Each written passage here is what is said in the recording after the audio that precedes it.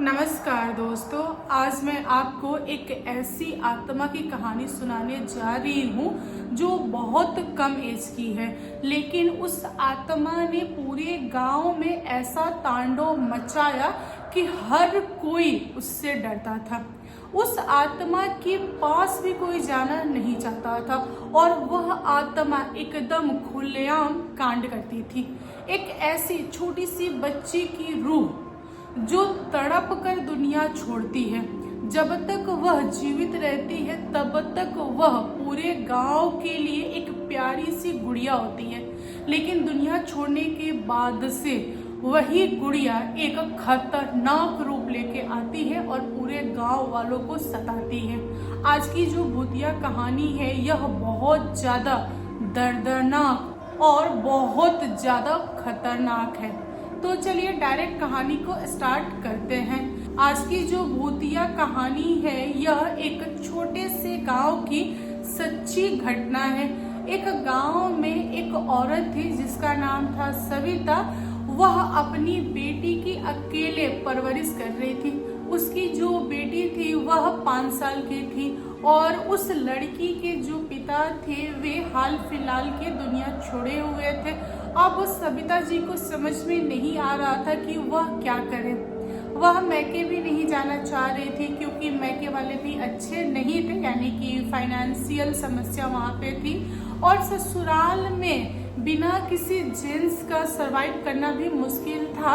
यहाँ पर गांव के सरपंच लोगों ने मिलकर बात किया कि सविता जी जो है उनकी स्थिति एकदम खराब है, इसीलिए उनको पूरा गांव वाला सपोर्ट करेगा। उनका जो घर है उसको मिल बांट के बनवाएगा और उनको खाने पीने की चीजें देगा। जिसके पास जितनी चीजें हैं सब कुछ ना कुछ उनको देंगे ताकि उनका गुजर बसर हो सके। यहाँ पर गांव वालों ने भी सरपंच की बातों में हामी भरी और यहाँ से पूरे गांव वाले उनको मदद करना स्टार्ट कर देते हैं। एक दिन की बात है, सविता जी आंगन के अंदर कुछ कर रही थी। उनकी जो बेटी थी वह द्वार पर खेल रही थी और सविता जी के द्वार पर एक कुआं था जो कि बहुत ज़्यादा गहरा था और उस कुएं में पानी था। तो बेटी खेलते खेलते उस कुआं में गिर गई और यहाँ पर सविता जी को पता नहीं चला। जब उन्होंने अपना पूरा काम खत्म कर लिया तब उनको बेटी की चाहत हुई कि बेटी कहाँ है भाई, कहाँ चली गई, उसको ढूंढो।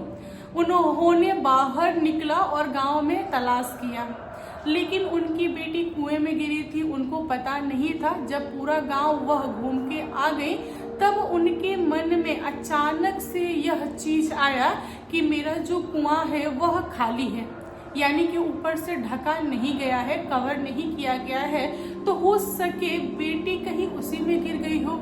इस चक्कर में उन्होंने झांक के देखा तो उन्होंने पाया कि उनकी बेटी की जो बॉडी है वह ऊपर तैर रही थी, क्योंकि इंसान जो होते हैं वह पानी में गिरते हैं तो डूबने लगते हैं, यानी कि नीचे बैठने लगते हैं। जब उनका प्राण निकल जाता है तो उनकी बॉडी हल्की हो जाती है, इसीलिए ऊपर आ जाती है।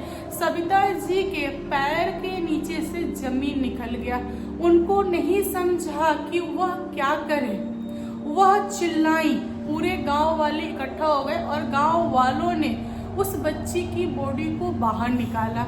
यहाँ पर गांव के हर एक मेंबर को समझ में आ गया था कि बच्ची जीवित नहीं है और गांव वालों ने उन्हें बहुत समझाया, लेकिन बच्ची की कमी कोई नहीं भर सकता।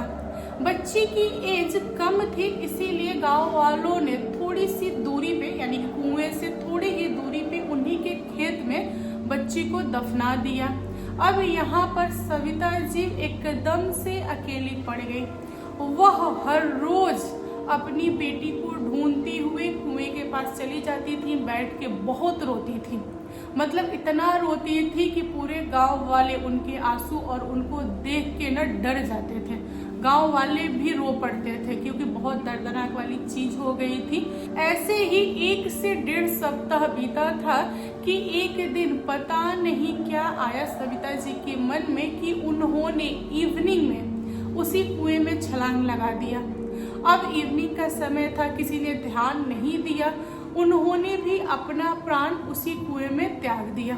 फिर अगले दिन जब गांव वालों को पता चला कि कुएं में उनकी बॉडी पड़ी हुई है, तो लोगों ने उनके शरीर को बाहर निकाला। उसके बाद से अंतिम संस्कार वगैरह हुआ। जैसे ही अंतिम संस्कार खत्म हुआ, 1 से 1.5 सप्ताह बाद गांव वालों को एक आवाज सुनाई देने लगी, जैसे कि वह आवाज रोते हुए उस कुएं से निकलती है और थोड़ी दूर आगे जाके खेत के पास शांत हो जाती है। फिर कुछ समय बाद उस खेत से एक आवाज हंसते हुए आती है और कुएं के पास आके शांत हो जाती है। गांव वालों ने स्टार्टिंग में अंदाजा लगा ही लिया कि सविता जी की आत्मा भटक रही है और उनकी जो बच्ची थी उसकी भी आत्मा भटक रही है, तो लोगों ने उनके घर के अगल बगल आना जाना बंद कर दिया। गांव में एकदम शांति था, किसी को भी उस आत्मा से कोई प्रॉब्लम नहीं था। लेकिन धीरे धीरे जैसे ही समय कटा, गांव वालों को बहुत ज्यादा समस्या होने लगी। जैसे कि उस छोटी सी बच्ची की जो आत्मा थी वह निकल जाती थी बाहर कुएं से, और निकलने के बाद से वह चारों तरफ घूमती थी और अपने एज के बच्चों को बुलाती थी। जो बच्चा उस बच्ची के पास चला जाता था, यानी कि उस आत्मा के पास चला जाता था, वह आत्मा बच्चे से पूछती थी कि मेरे साथ खेलोगे। अगर बच्चे ने हाँ बोला तब आत्मा उसे पल भर में गायब कर देती थी। किसी को पता ही नहीं चलता था कि वह बच्चा कहाँ गया। इस तरह से गांव के 4-5 बच्चे दुनिया छोड़ दिए। तब जाके गांव वाले थक के उस बच्ची को और उसकी माँ की आत्मा को बांधने का व्यवस्था किए। गांव वालों ने एक तांत्रिक को बुलाया। उसके बाद उस तांत्रिक को लेके पहुंचा लो उस कुएं के पास। तब जाके तांत्रिक ने खुलासा किया कि हाँ, आप लोग एकदम सही सोच रहे हैं और आप लोगों ने सही अनुमान लगाया है।